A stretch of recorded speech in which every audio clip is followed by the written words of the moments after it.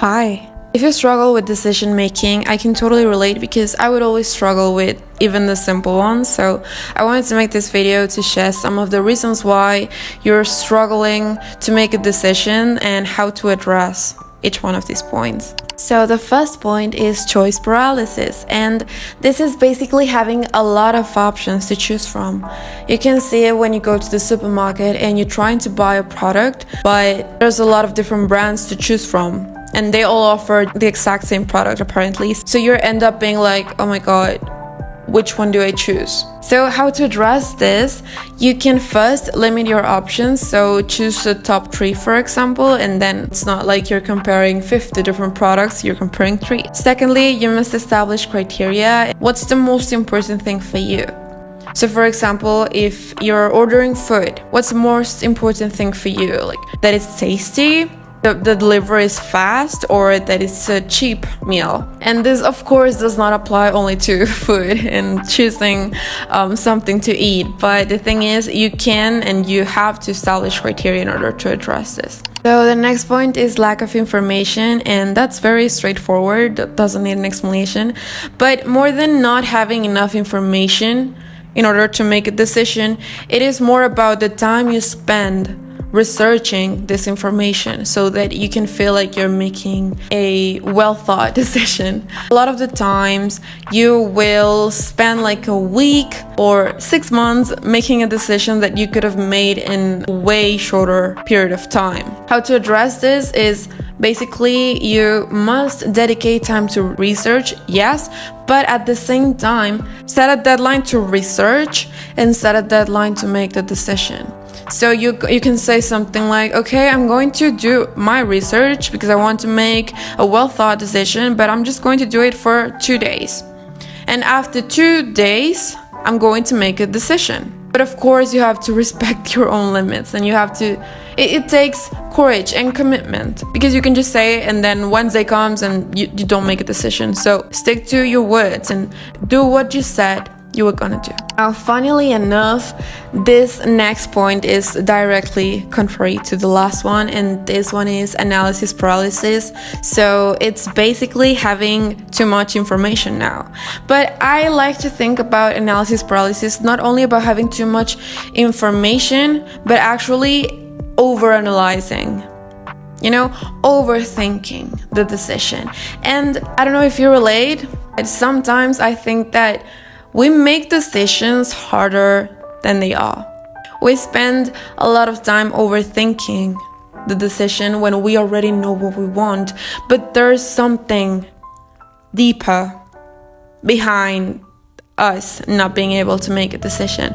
And that's where I'm headed now with the next 3 points. But before moving to that, how to address the analysis paralysis is very similar to the last point. First, set time limits and set deadlines to avoid overthinking. So once again, just think about the decision, think about the options for like an hour or 2 if you want to, and then by tomorrow you'll have to make a decision.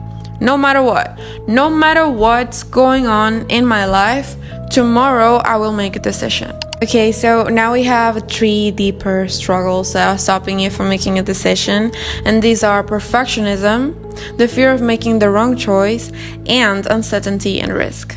So I know perfectionism is a very, very, very broad topic, and I actually plan to make more videos about it.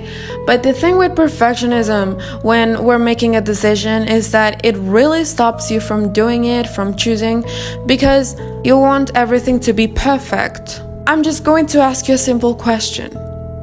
How do you know that something is perfect? How can you tell something is perfect anyway? Why are you struggling to make the perfect decision if you can't even know or tell what perfect is or looks like? How to address perfectionism when making a decision? Just go for the option that satisfies you enough instead of trying to find this perfect option, the best option, because you probably won't. So for example, if you're writing a book, if you're creating a video, if you're working on a project, and of course you want everything to be perfect because it's important for you. But at the same time, you can only learn as you go. So again, the fear of making the wrong choice.